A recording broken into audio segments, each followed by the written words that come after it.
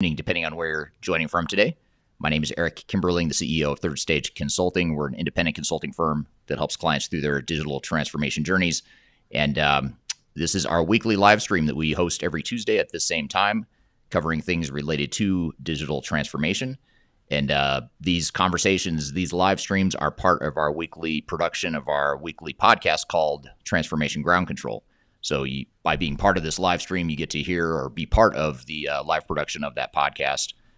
Once we're done with this interview here today, we'll edit it, we'll produce other content, put it all together, and put out a new episode of Transformation Ground Control that comes out next week. You can find new episodes of that podcast every Wednesday on LinkedIn, YouTube, Facebook, Twitter, as well as audio podcast platforms throughout the world. So thank you for being here today. Today's topic is understanding the fundamentals of change management.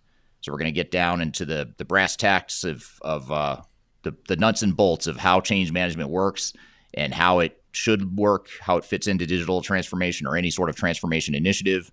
And I'll introduce our guest here in just a moment, who I'm very excited to have on the live stream here today. But before I do that, just a couple logistical things. First of all, we'd love to hear audience questions. So anything you want to talk about or any questions you have as we go, please drop those questions in the chat. I've got a sort of a starting list of questions that I'll start out with here. But I'd love to hear the audience questions, and we really rely heavily on that audience engagement, which is why we do these podcasts live. So I thank you for in advance for any comments or questions you might have. Secondly, speaking of comments or questions, if you could drop in the chat where in the world you're joining from today. What city and country are you in? We have a multinational global community that typically joins us here on Tuesdays, and as well as a multinational set of guests here today. My guest and I are on totally different continents, totally different time zones. So love to hear where you're all from as well. So as I mentioned, our topic today is understanding the fundamentals of change management. And joining me for that conversation is Ron Leeman from Highway of Change. Ron, thank you for being here. Thank you for having me, Eric, and welcome from Thailand, where it's 10 o'clock in the evening. Yes. But it's not quite my bedtime yet.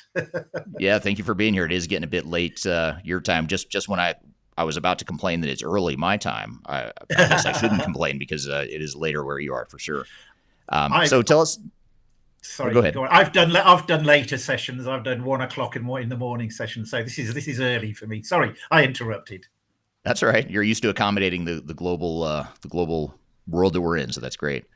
So tell us a little bit about you. You mentioned you're in Thailand, but maybe just tell us a little bit about your background and your upbringing in the world of change management. Very, very quickly, my life story is I'm actually half German. I was born in Germany to a German mother, English father who was in the forces. I spent the first 5 years of my life in Germany, and as my father was in the forces, he moved around a lot. So I did my secondary schooling in Malta, middle of the Mediterranean, which was great.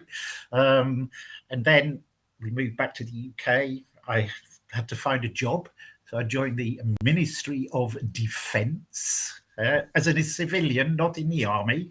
And I think that was when I was first introduced to what I would call change management, but before it was called change management, because I went on a 3-month intensive course at what was called then the Royal Military College of Science, which is now the Defence Academy.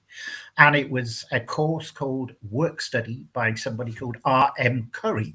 You nodded your head, you know what it is. And it was all about method study and work measurement. So you studied people's way of working, you measured their ways of working, you made their ways of working more efficient, you got them to change, and you remeasured it to see how more efficient they were. So effectively, it was early change management. But right. I didn't call myself a change manager till the mid-90s.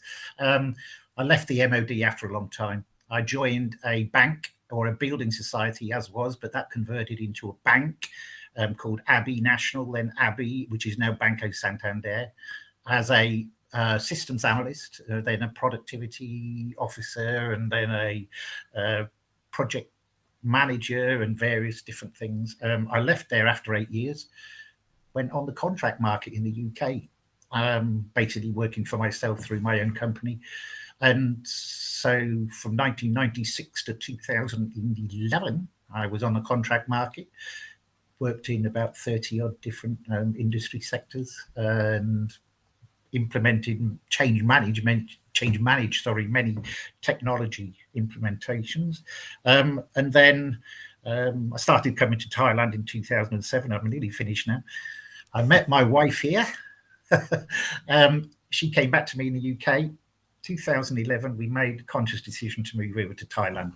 I've been in Thailand for 2011, so 11, 12 years. And I've done a couple of gigs over here in Singapore, an SAP implementation and a head office move. I did a Salesforce implementation in Indonesia. I did an SAP implementation here in Thailand. So I've done a few gigs here, but 3.5 years ago, I hung up my consulting boots and I am now a change management trainer. Right. So that's about it in a nutshell. You're training the future change management experts of the world. Yeah, exactly. And it's quite funny that you this is called the fundamentals of change management, because that's what my training used to be called. But tomorrow I'm going to make the announcement that I have rebranded my course, and it's now going to be called Driving Change Management instead of the fundamentals of change management, because I believe it's more than the fundamentals. Yeah, there is more about it than just the fundamentals. So. Right. There's leading it and I like the word driving, because it suggests that there's action being taken, or that you're moving the organization forward. So absolutely. So tell us a little bit about the course. You're a change management trainer now. You've got this online course. Tell us about what it looks like. Sure. The course it's a total of 2 days, but it's split into 8 2-hour modules. And it starts off with things like organizational readiness assessment, talks about the psychology of change, talks about how the brain reacts to change resistance, using change agents, etc. And then it moves into what I call my practical framework approach to change. Okay, it's a framework that I developed way back in 2005. And it starts off with 3 foundations, which are sponsorship, stakeholders, and communication. And then the building blocks on those foundations are process change, organizational change, impact analysis, training management, business readiness assessment, usage and adoption, business benefits, and continuous improvement. And that's basically my framework approach. It's a modular thing. You can use it in its entirety, or you can actually use parts of it. It depends on the initiative you're working on, basically.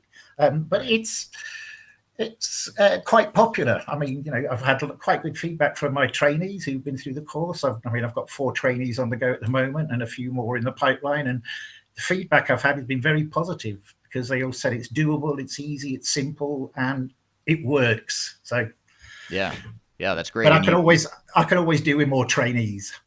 Right. There you go. Yeah. Shameless plug there, right? No, that's great. And to be clear or candid, I guess, with the audience, the fundamentals of change name for this discussion, I actually stole from you in your course. So thank you for giving me the idea. Absolutely. For what to call this.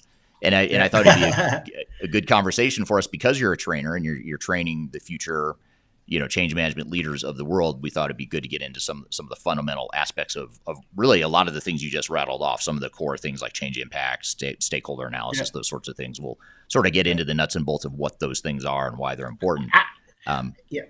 It does actually get into the nuts and bolts. It actually goes into quite a bit of detail. So yeah, that's great.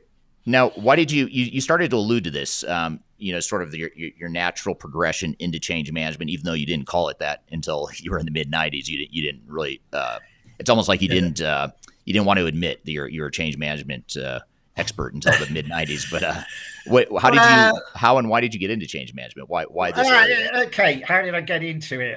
Obviously, with the MOD work, that progressed. And while I had a sojourn for about 4 years into HR, would you believe? Still within the Ministry of Defence, but one of the jobs was as a what they call an admin officer for the British Forces Broadcasting Services in Germany. And apart from being an administrative officer, I got myself a radio program. So I was a part-time DJ as well. Nice.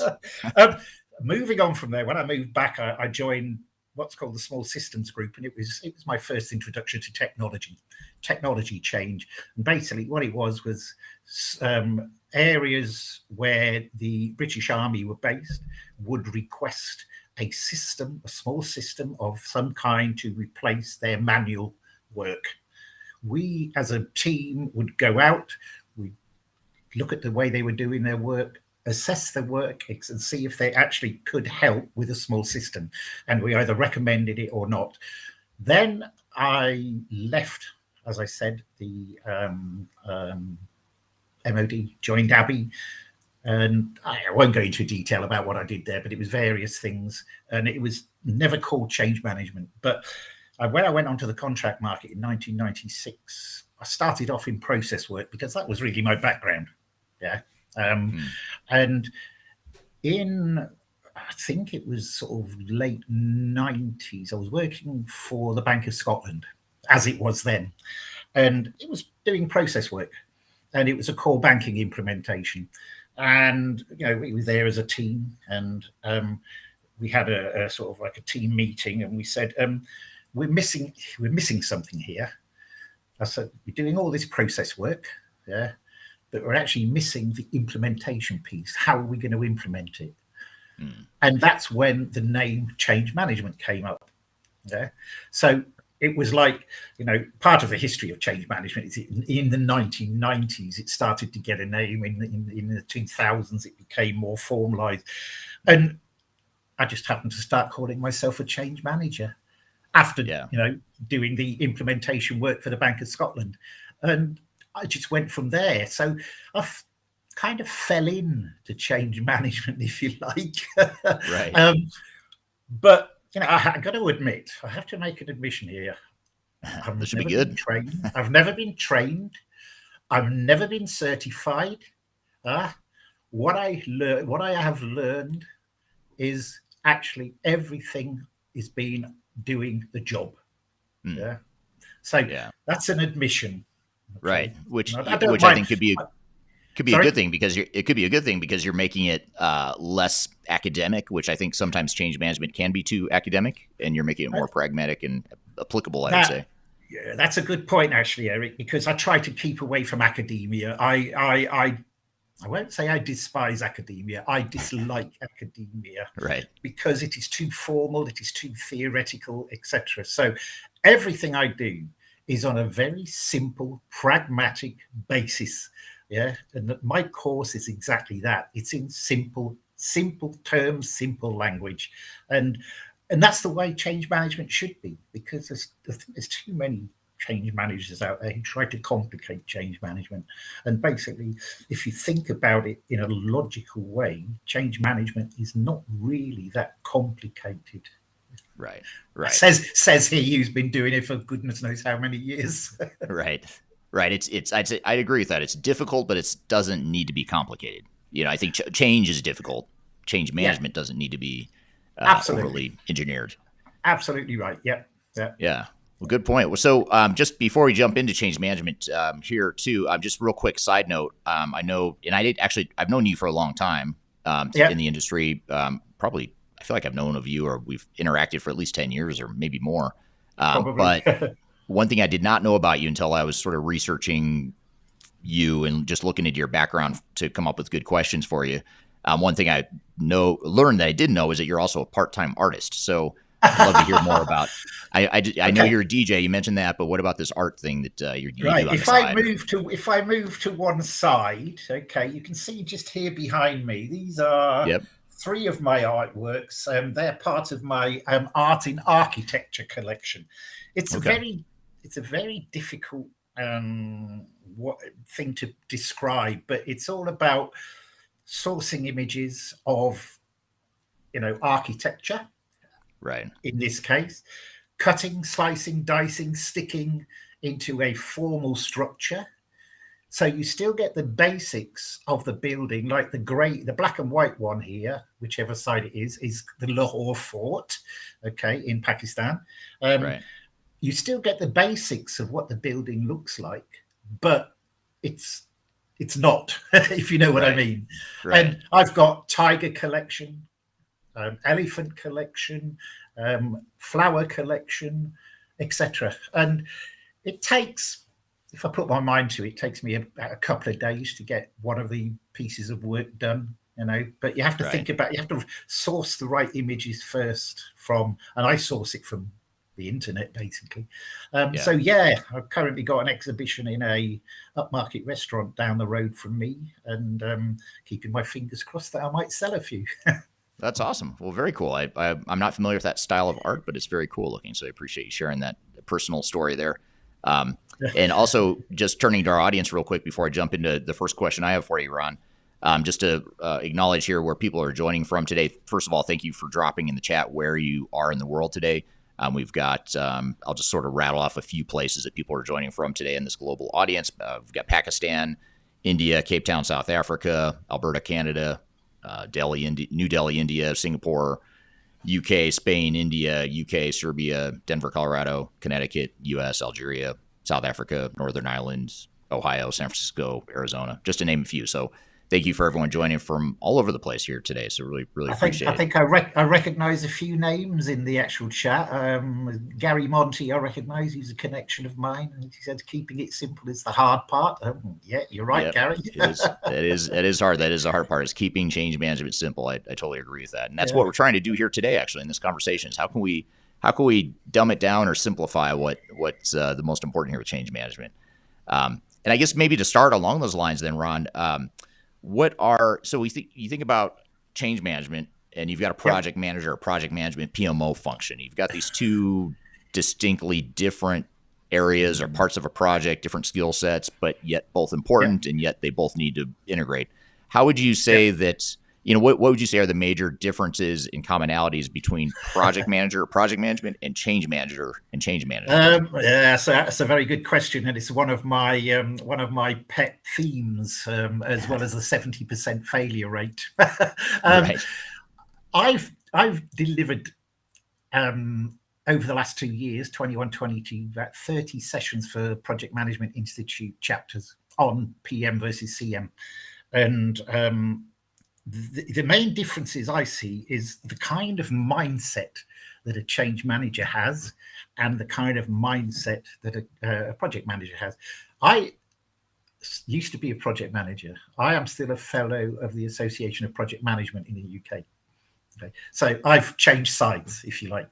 And the reason I changed sides is because I didn't have that sort of statistical, very focused mindset that focused on targets, on timelines, on quality gates, etc.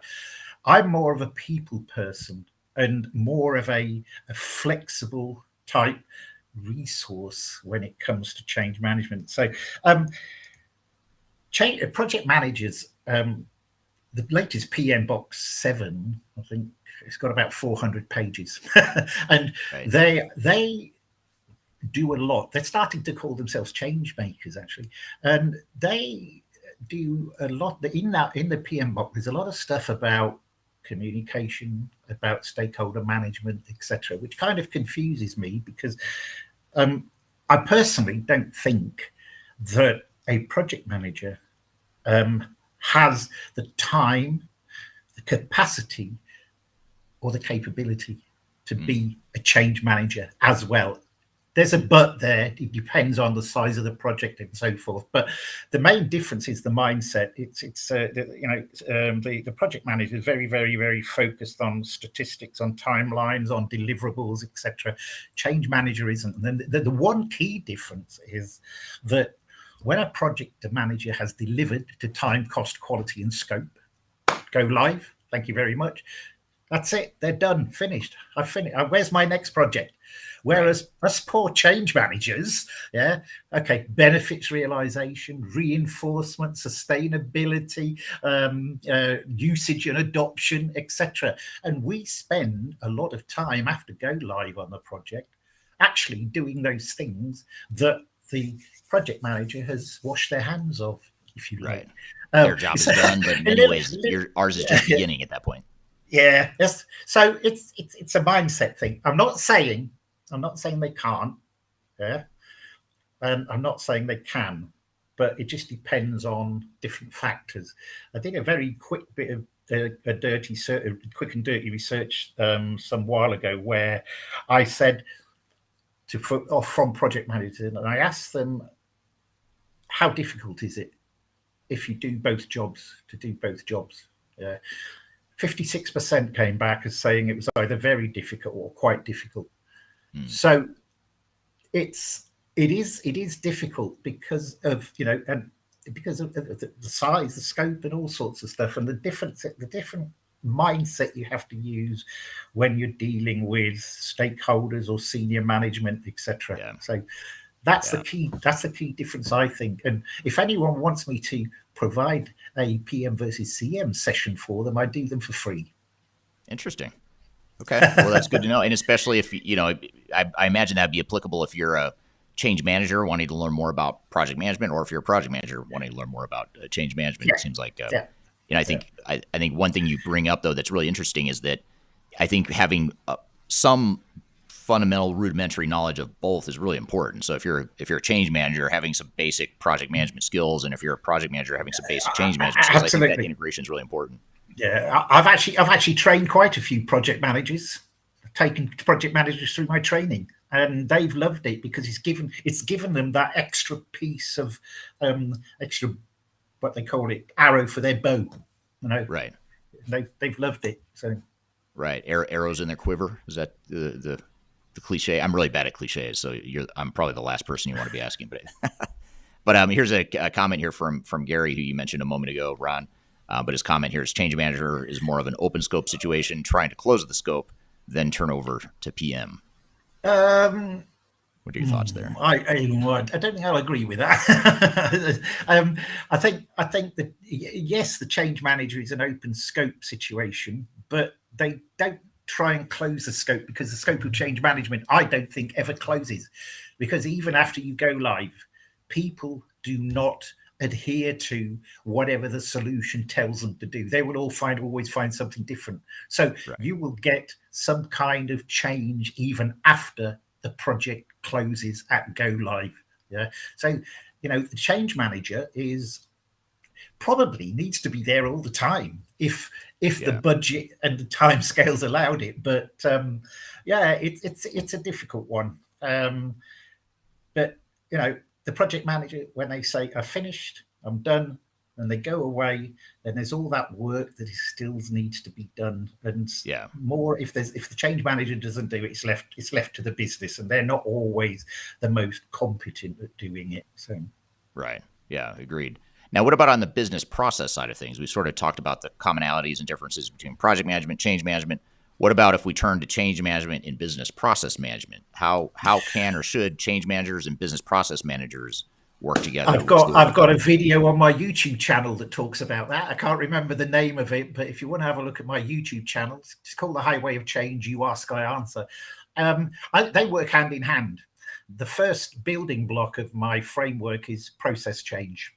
Okay, you can't expect, if you're in the role of a change manager, you can't expect the change manager to actually deep dive into process management or process design, etc. So in previous roles that I've had on the contract market, I've always used a process analyst, and we worked in close collaboration with each other because they're providing, a view of the as is. Yeah, and then obviously all the gap analysis and stuff, and then a view of the to be, and obviously and then the impact of the difference between the two. And that is what the change manager needs to work on. Once they get that gap analysis, once they get that impact analysis, where the biggest gaps are and where the biggest impacts are going to be, then they can work on those gaps, because process management is logically followed by organizational change.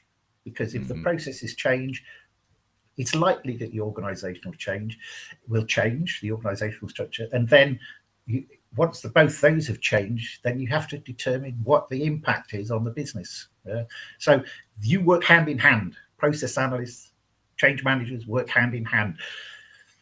There are or have been occasions where process analysts have worked for the project manager, but obviously if you have a good working relationship with a project manager, if you're working in true collaboration with them, then that's not a big deal, because you can sort of take over the process analyst and get them on the side of the change management team.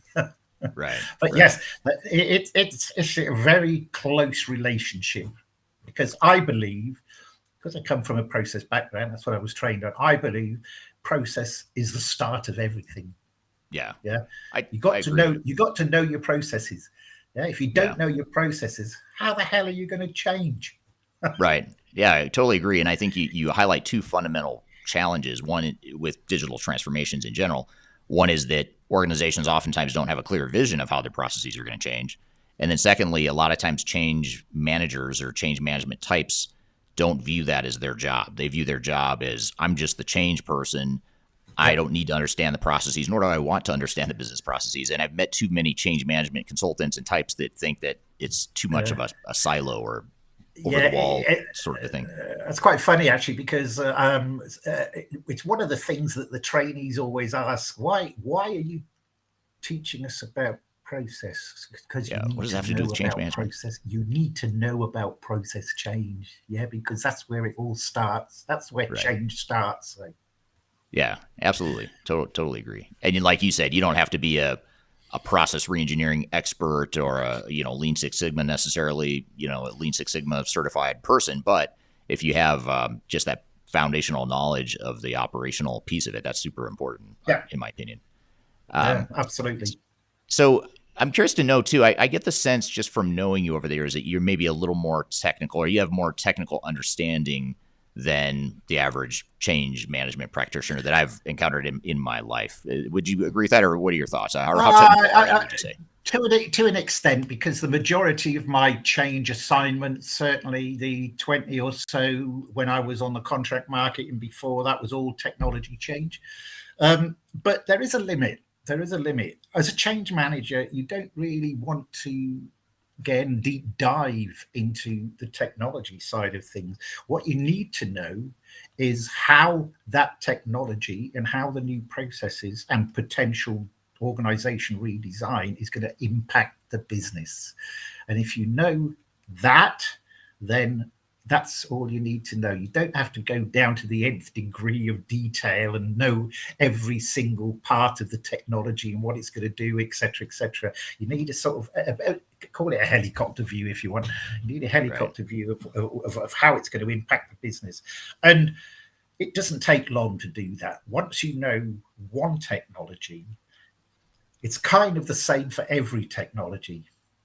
Yeah, right. If that makes sense. Yeah, so it does. You can be implementing SAP, or you can be implementing a core banking application, or you could be implementing something else. It doesn't matter. Yeah, it's still a technology. It's still going to impact the business. It's still going to change your processes. It's potentially going to change your organizational structure, and so on. So have enough knowledge to be able to, if you want, for want of a better phrase, fight your corner when it comes to meetings with the project manager and the steering group. Right. Now, along those lines, you bring up a good segue to a question here from Laurel on LinkedIn. And Laurel asked, change management often ends up reporting up to the project manager, at least here in Canada, which I think I've seen that in plenty of places, not just Canada or North America, but I've seen it elsewhere in the world too. But if we see the change management reports up to the project manager and the PM does not understand or support change management, it's very challenging to do good change management. Do you have any advice for experienced change managers working with PMs who are resistant to work in change management? I think it's the issue is that it's the experience, the knowledge, and the know-how of the change manager, and how they actually, when they first start an assignment, is how they actually position themselves. And myself, I'm a fairly sort of open, gregarious type of person. So I would always say we work in collaboration with each other. I don't report to you. You don't report to me. We work hand in hand, yeah, because we both want the same things. We both want to deliver that solution to the business on time, on budget, etc. Yeah. So, I don't want to be reporting into you because you may not understand some of the things I said. And that was quite prevalent here. Just an anecdote here in Thailand. Here in Thailand, they don't do change management, by the way. They have the Nike approach, which is just do it. Get on with it. Because I said so. And it was very prevalent here because I did report into the project manager and he had no understanding of change management. So when I was presenting statistics like business readiness, how ready are the business for go live, and it was showing that they're really not making much progress, or we had a problem with training and I raised some issues, I red flagged training, and they just said, I don't care. Yeah. Change it to orange. Yeah. You can't red flag it. I said, well, I'm not going to change it. I'm not going to change it because I believe there's a problem. Yeah. So it depends on the kind of experience you've had, the sort of how you are as an individual. And I believe that, you are equal in terms of reporting into the steering group, etc. And again, I've referred to my training. Part of my training is about collaboration and working together, getting change management activities into the master project plan so it becomes visible. Because if it becomes visible, then the senior managers, the steering group, whatever, they will notice that change management activities, communication activities, great, business readiness activities, great, usage and adoption activities, great, and they, all of a sudden it becomes important. Yeah, right. The only problem is that and I don't know how big this issue is, but in my experience, when I was on the contract market, I was always brought into projects late. 2 or 3 months after. The projects I mentioned here in Singapore, I was brought into both of them late. And the problem is with that, then you're chasing your tail, you're firefighting, and you never really get done what you want to get done.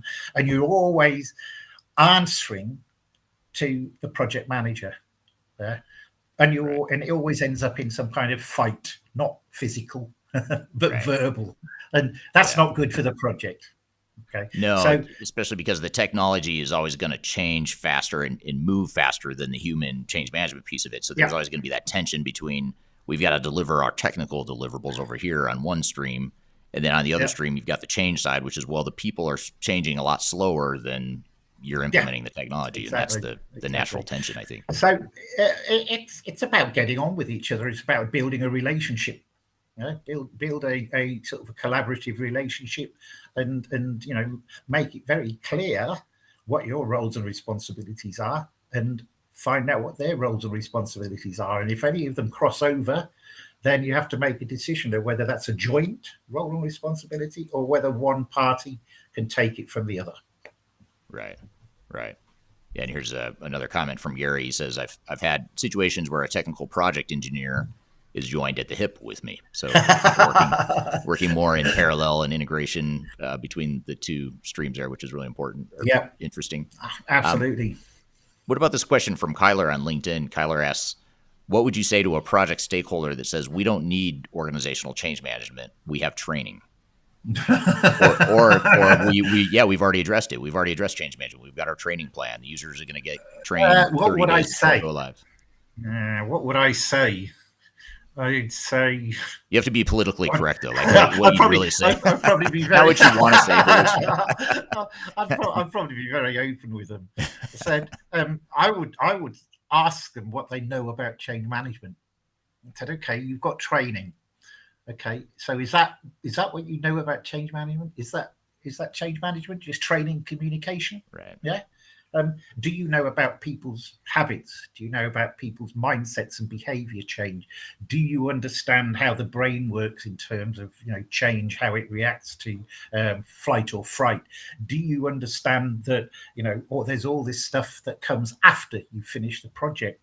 And I'm guessing that the answer will be no, because the issue is with a lot of the people that say, we've got training, we've done communication, is they don't have an understanding of what change management really is. They don't understand what the components of change management involve and how deep you have to go into people's mindsets and behaviors and habits and change them, etc.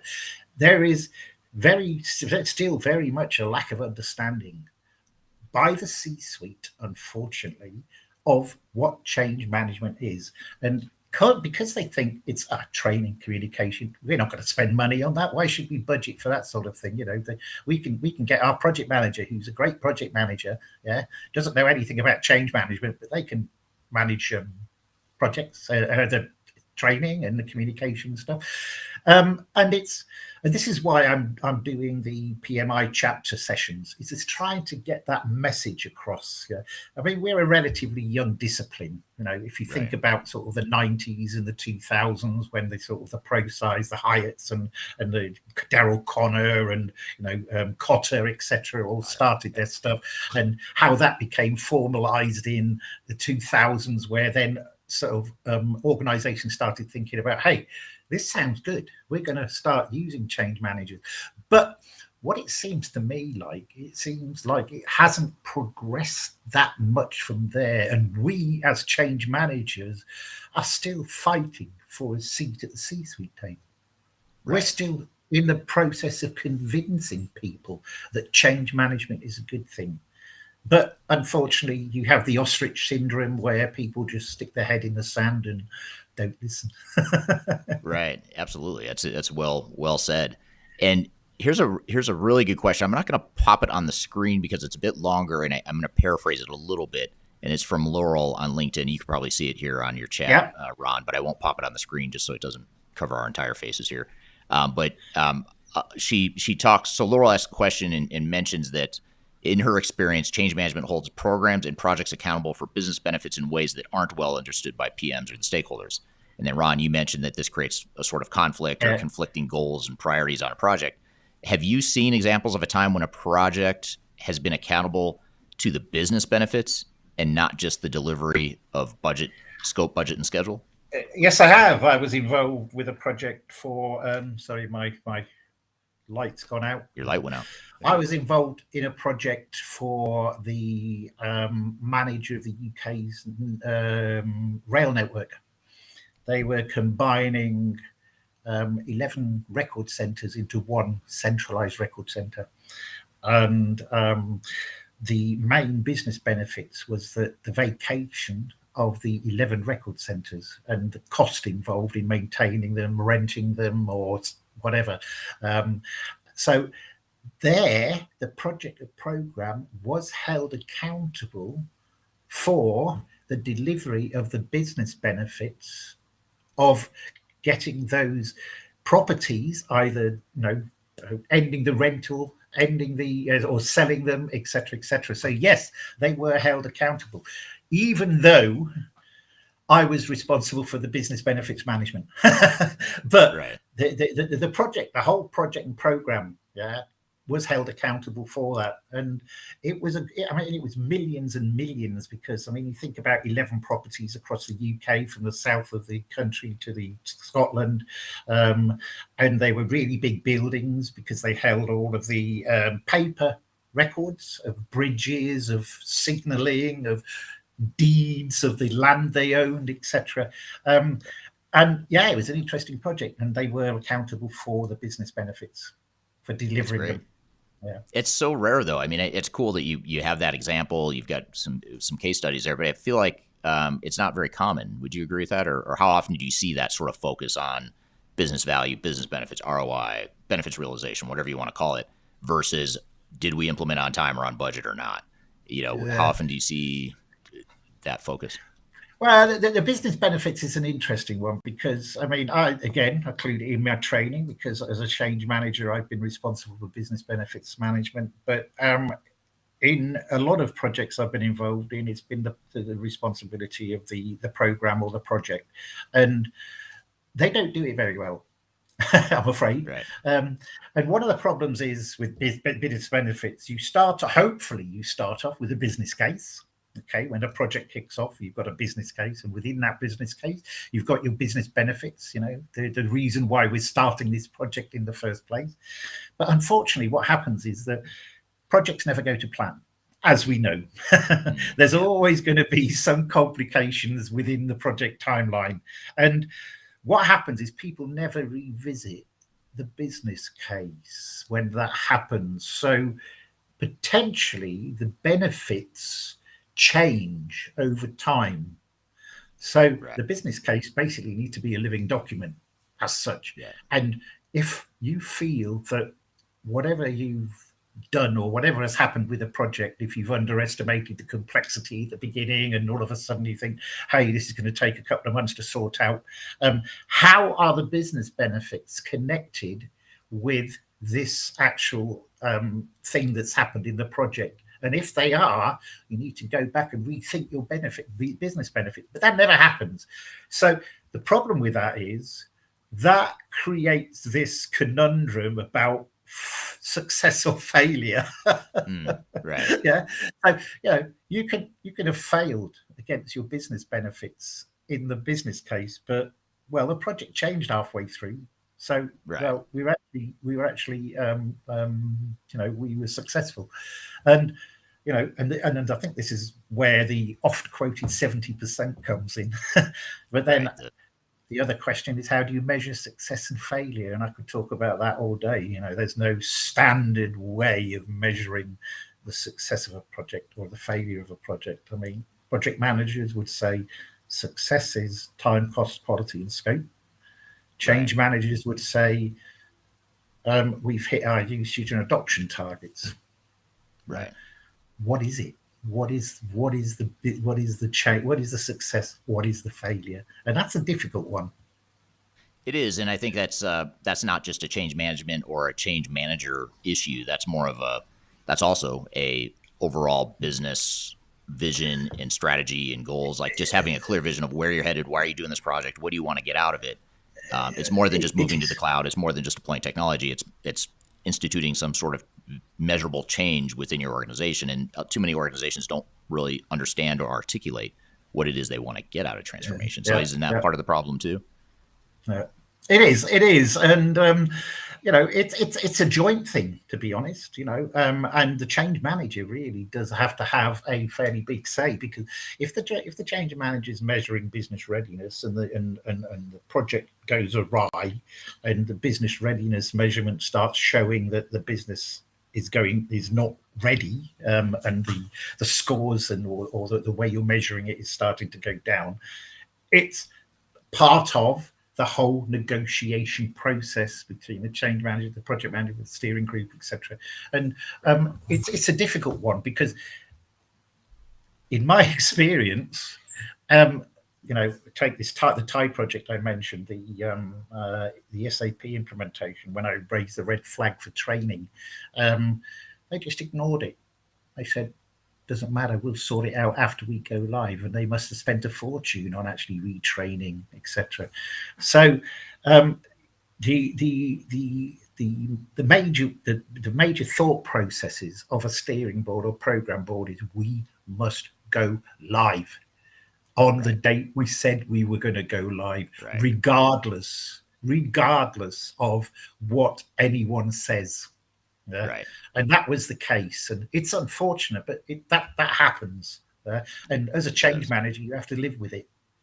Yeah, it's very true. It's a lot of organizations will say, come hell or high water, we are going live, we're going to hit our budget, and that's okay. You want to be aggressive on one hand, you want to have parameters and controls and accountability in place, but you also want to be mindful of what is the impact to the organization. Sometimes organizations will spend a lot more money fixing the mess later on that they created by going live on time and on budget, when really maybe they should have just taken the hit back then, spend a little bit extra time and money on getting it right versus the business impact that happens later on. Absolutely. Good so I wanted to get to a couple questions that I had for you, Ron, about just a couple different things within a generally effective change management framework. So let's talk about change agents. What are change agents? How do change agents fit into a change program? We've talked a lot about the change manager. Now let's talk about change agents. How do they fit into it? I regard change agents as a critical part of the change management process, because as a change manager, you can't do everything yourself. It's impossible. And in my experience, I've very rarely had a team of people that work with me, like change analysts or whatever. It's always been me as the change manager. And so I've had to make use of the resources that are available in the business. And change agents are a great asset if you choose the right type of individual. Okay. And the way I would go about it is, what are their roles and responsibilities first? Yeah. Okay. What are they supposed to be doing? Which part of the business do you want the change agents to help manage? So, and you've got your impact analysis. So, where the bigger impacts are in the business, maybe you want, the change agents to focus on those areas, and where the lesser impacts are, you maybe don't need the change agent, or possibly less time from the change agent. The only problem, it's not a problem. Change agents, I would normally try and secure from the middle manager part of the organization. And, unfortunately, is that the right word? I don't know. A lot of middle managers still have the command and control thing up here. And being a change agent is not about command and control. It's about empathizing. It's about knowing your stakeholders, it's about supporting them and so forth. So they need to be coached. They need to be trained in what change management is, to understand how they need to act when they're in a change agent role. I normally, when I've used change agents before, it's been a 50-50 split. So 50% business as usual, 50% change agents. Yeah. And, I've had to get these people up to speed with what change management is, so they can focus on how best to help the people that they are the change agent for. So change agents, absolutely important. They're the eyes and the ears of the change program, because you as the change manager sat up in the office with the project team or whoever you're sat there with, you can't be out and about all the time watching what's going on. So you have to rely on this army of relatively good trained hopefully change agents to help you.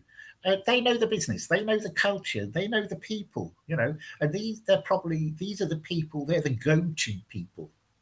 They don't even have to be a middle manager. I've sort of said middle managers are probably ones that I've used most before, but they can be an operational person who's been with a business for a long time, who knows everything and everyone, and who can point you in the right direction, and who can tell you if you have a question, well, I don't know it, but they'll be able to answer it for you.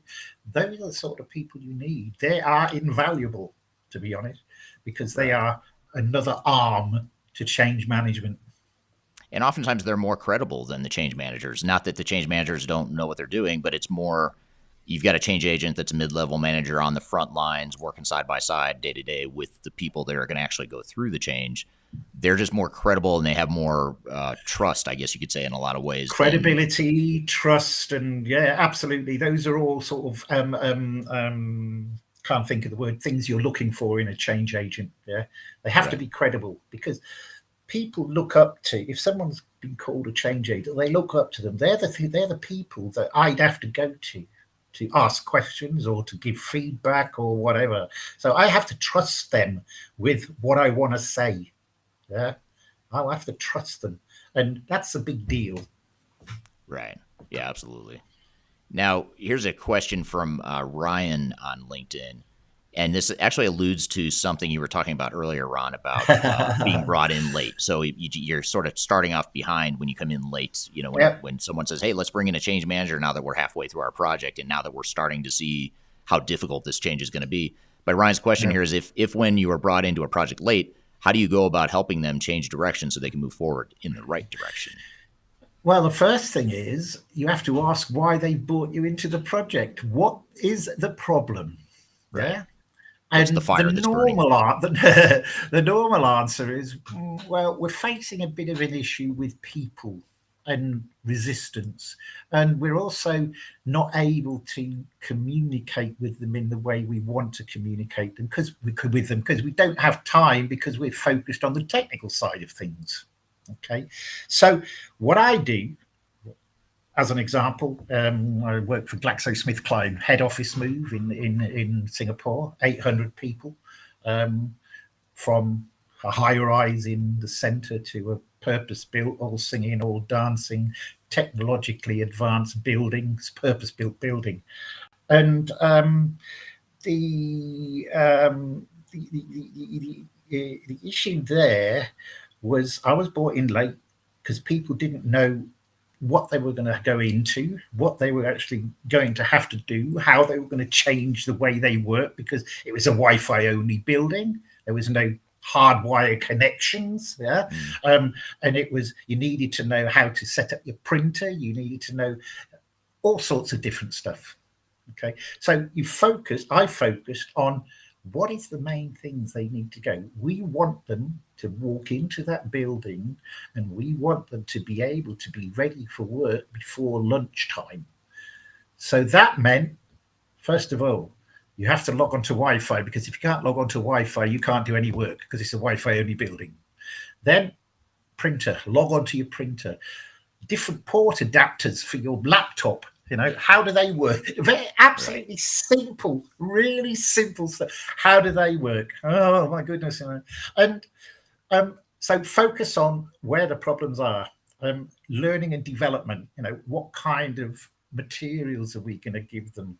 So we opted for things like hard A5 laminated how-tos, which we put onto desks. You know, in this all singing, all dancing environment, laminated how-tos was the most successful form of communication. Yeah. So focus on why you were brought in, and then, you know, try and plan against those problems to solve those problems.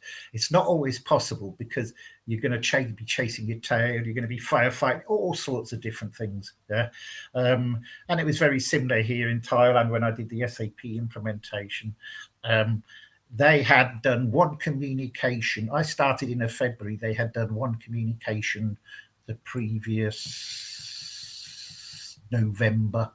And that was it. That's all the business knew. I said, the first thing we need to do is get some kind of awareness out there of what the hell's going on. And then I said, what about business readiness? Do we have any indication of whether the business are ready? You know, because to me, it seemed they were.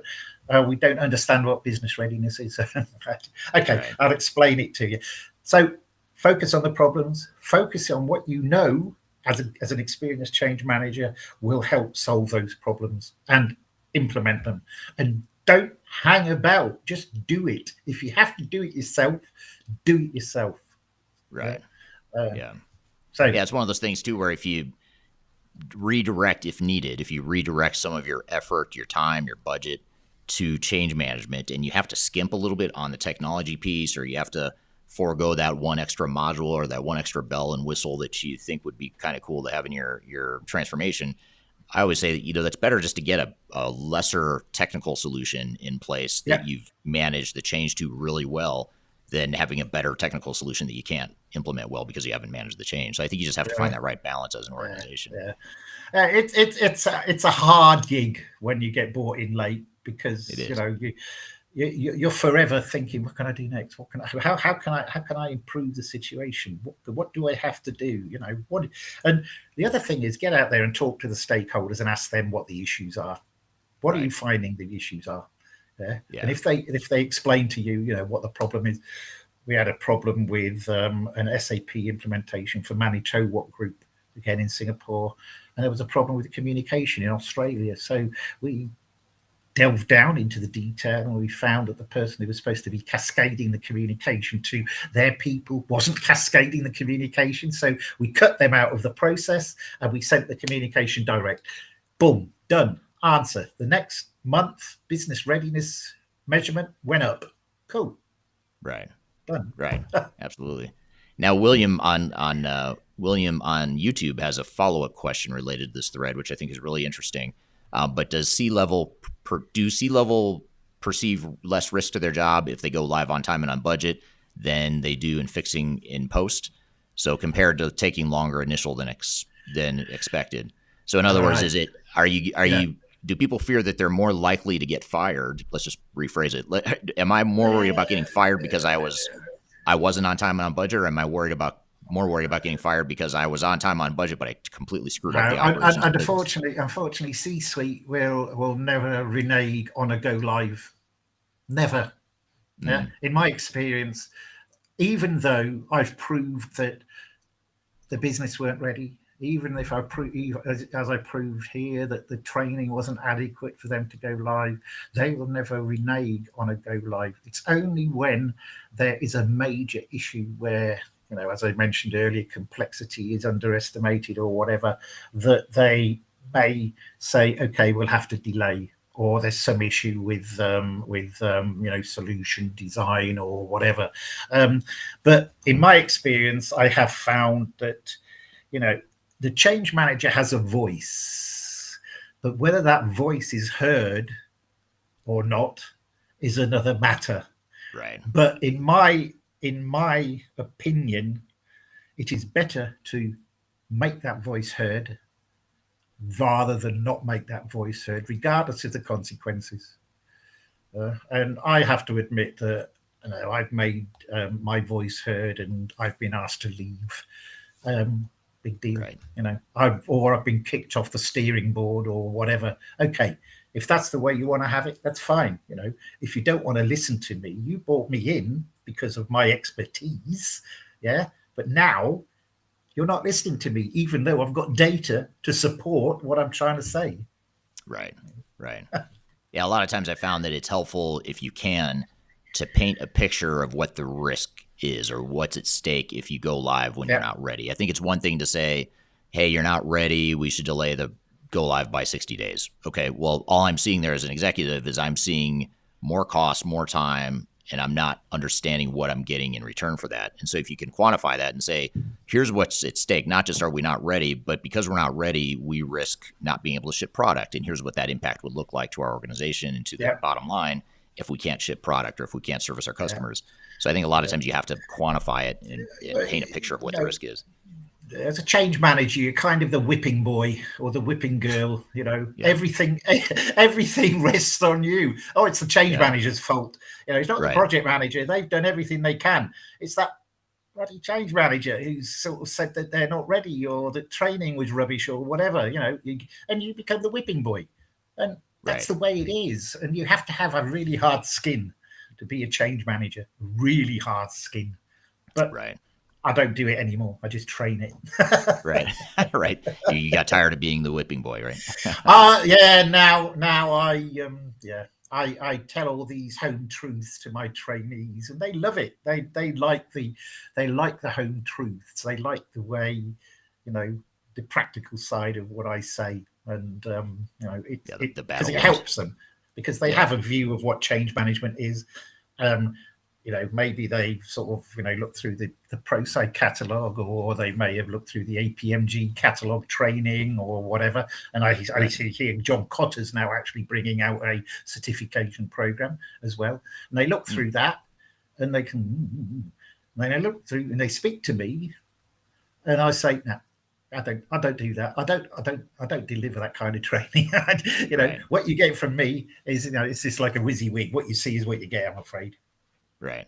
No, that's good, and that works for a lot of people, I think, and I think more people should consider that approach. I have one sort of wrap up question I was actually going to get to right now, but I have to ask this question that is from the audience that is a really good one that I feel like I would be letting people down if I didn't ask this question. This is from Laurel again on LinkedIn. It's a trick Oh, the trick question, according to question. I her. saw that. I saw that. Yeah, Can you I thought do? that was a good And I question. love this topic. I think we could probably spend a whole hour on this, but Yeah. can you do good change management on a bad change? So in other words, if you have flawed technology and you do really good Um, change management, can you still be successful? I suppose you can, in a way, so long as you highlight the risks to the stakeholders and the fact that what the delivery is that you're going to get is not actually what you were going to get in the first place. Yeah, it will only help you with 50% of your job, or it'll only help make your job 75% more efficient. So, yeah, and that is all about honesty and transparency. Yeah? Right. Don't say you're going to get a wonderful solution that everyone loves and everyone's going to use it and and adopt it, etc. Tell them the truth. What you're going to get is half of what we said you're going to get. Yeah. Right. So yes, you can do it. I don't know whether you'd call it a good job or not. Right. Right. I would call it honesty and transparency. So Yeah. and you do the job to the best of your ability, basically. So Right. Well said. So, just to sort of wrap this all up and tie it all together as time has flown by, which I had a feeling it would, we could spend many hours talking about this. But just to maybe summarize a little bit for those that are getting started on a change management journey, or perhaps they're interested in the field or the discipline of change management, learning more, what do you see as the most important components of effective change management? I know we don't have time to dive into what each of these components might be and how to apply them, and that's the kind of stuff you cover in your course, of course.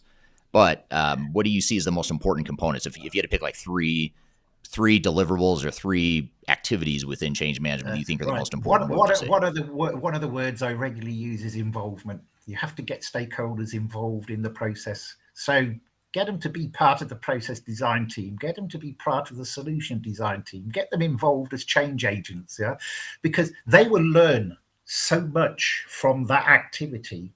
And that knowledge will be passed out when they start talking to their peers, etc. So the change management message spreads. The other one I mentioned quite a few times is openness, honesty, and transparency.